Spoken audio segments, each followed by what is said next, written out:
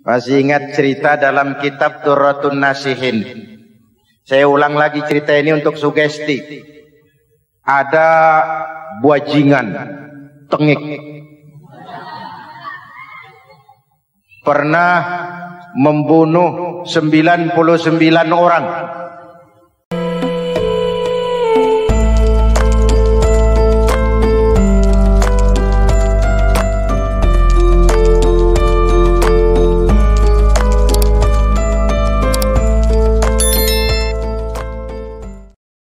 Hadirin yang saya cintai, yang ketiga soal keagungan Ramadan ini.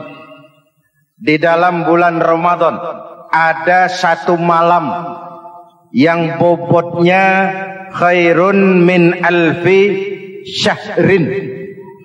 Satu malam tapi lebih baik daripada 1000 bulan, yang kita kenal dengan malam Qadar atau Lailatul Qadar. Sementara itu adanya pada sepertiga yang akhir dari bulan Ramadan, terutama di malam-malam ganjil. Di negeri kita lihat terjadi pergeseran nilai. Awal-awal Ramadan, minggu pertama, pasar sepi, masjid ramai, full house, meledak. Betul?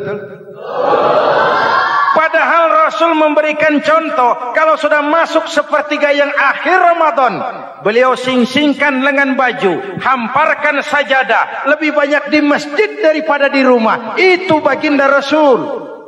Sing-singkan lengan baju, hamparkan sajadah, lebih banyak di masjid daripada di rumah.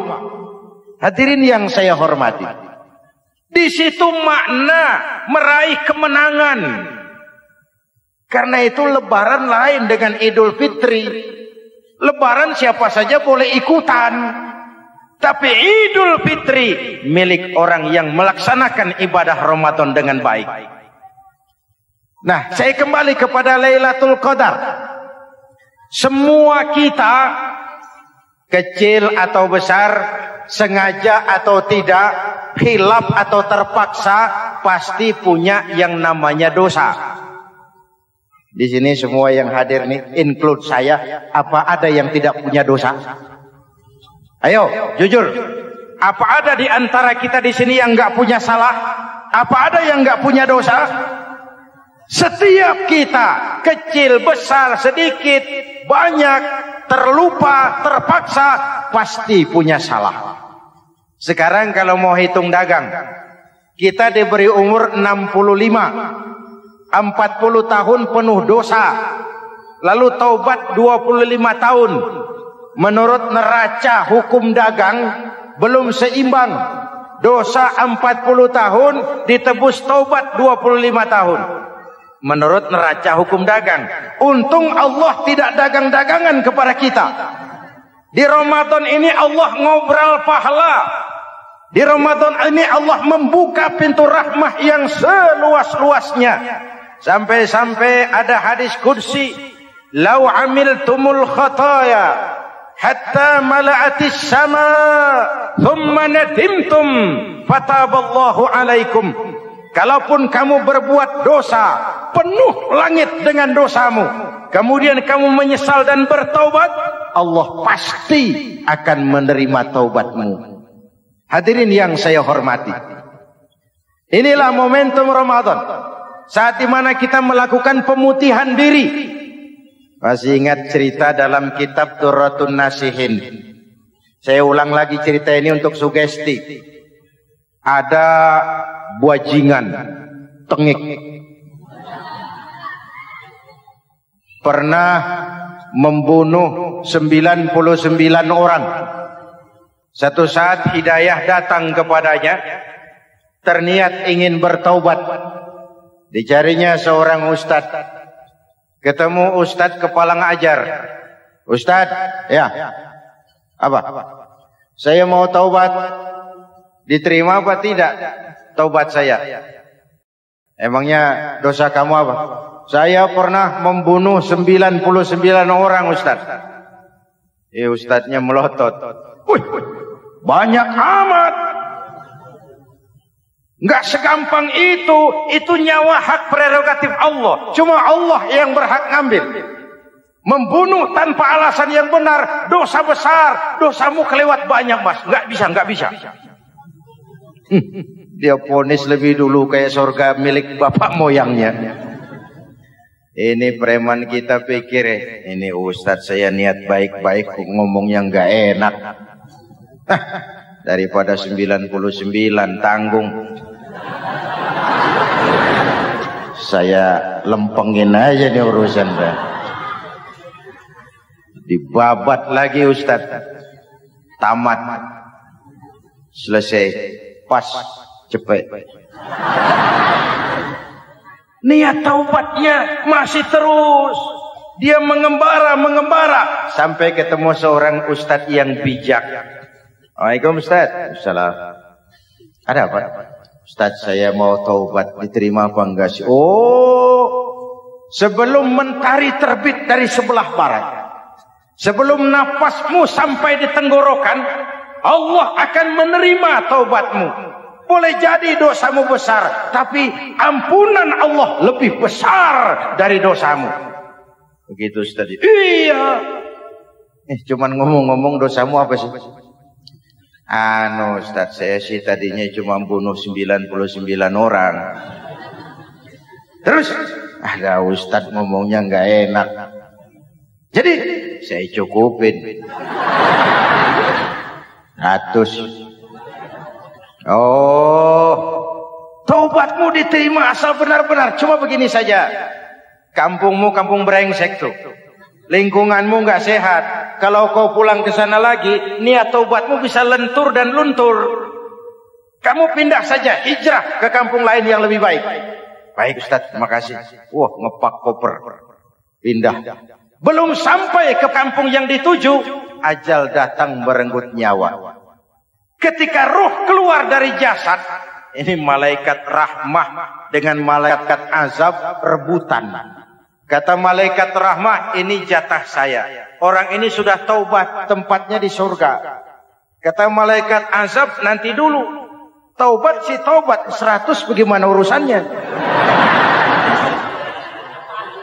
Bertengkar. Akhirnya Allah mengutus malaikat Jibril, kau adili. Kata Jibril, ukur sajalah. Mana yang lebih dekat? Kampung yang dituju atau kampung yang ditinggalkan? Ketika diukur, kampung yang dituju lebih dekat dari kampung yang ditinggalkan. Kata Jibril, dia jatah malaikat rahmah. Taubatnya diterima Allah. Nah, kalau mendengar riwayat seperti ini, jangan diartikan bahwa untuk taubat mesti membunuh 100 orang. Ini harus diartikan bagaimanapun besar dosa dan kesalahan yang kita lakukan, jangan putus asa dari rahmat Allah. Sebaliknya, bagaimanapun banyak kebaikan yang kita kerjakan, jangan puas hati dan sombong diri. Kita belum tahu akhir perjalanan hidup ini. Kita hanya berbuat dan berbuat. Kepastian itu haknya Allah. Ada yang masuk neraka karena menyiksa kucing. Ada yang masuk surga walaupun sudah membunuh 100 orang. Bahkan kalau nanti saudara di surga ketemu orang-orang soleh, saudara nggak usah kaget. Itu memang tempatnya di surga. Saudara akan kaget nanti kalau di surga ketemu pelacur. Pelacur masuk surga. Penasaran, saudara samperin, Mbak Yu. Ya Mas, sampean ada di sini, apa Allah nggak salah wesel ini? Iya Mas, saya ini ada di surga sini. Padahal waktu di dunia dulu saya ini siapa Mas tahu kan? Mas juga langganan kan waktu itu.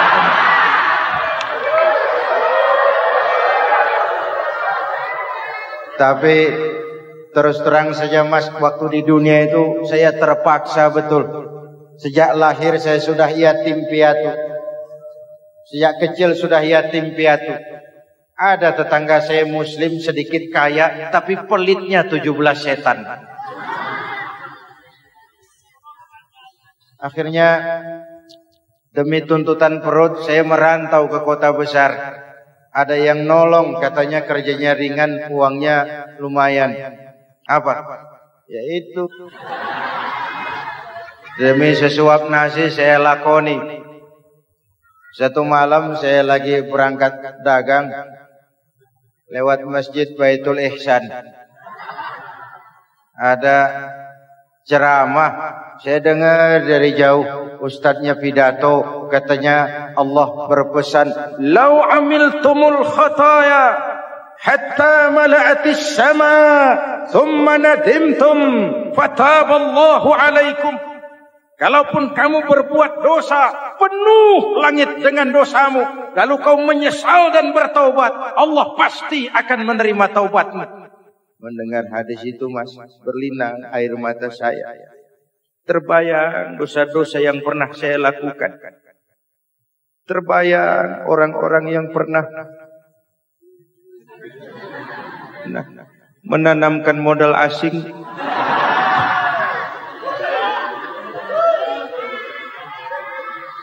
Dikala itu hidayah datang, saya niat taubat pulang kampung, Mas, mudik. Lagi ngepak koper mau mudik, tamu datang, saya bilang mulai malam ini saya berhenti dagang. Taubat saya sebenar-benarnya, taubat saya diterima Allah, walaupun mampir dulu, transit dulu di tempat lain, akhirnya saya sampai juga ke sini. Inilah Ramadan. Orang baik bukan orang yang tidak pernah salah, karena tidak ada orang yang tidak pernah salah. Orang baik kalau dia berbuat salah, dia segera sadar, dijadikannya sebagai pelajaran untuk tidak diulanginya lagi di masa yang akan datang. Maka Nabi berpesan, tuba liman syaghalahu aibuhu an uyubin nas. Beruntung benar orang yang kekurangan dirinya menyebabkan dia sibuk sampai tidak sempat mencari-cari kekurangan orang lain. Tapi celaka benar orang yang terlalu sibuk mencari-cari kekurangan orang lain sampai lupa dengan kekurangan dirinya sendiri.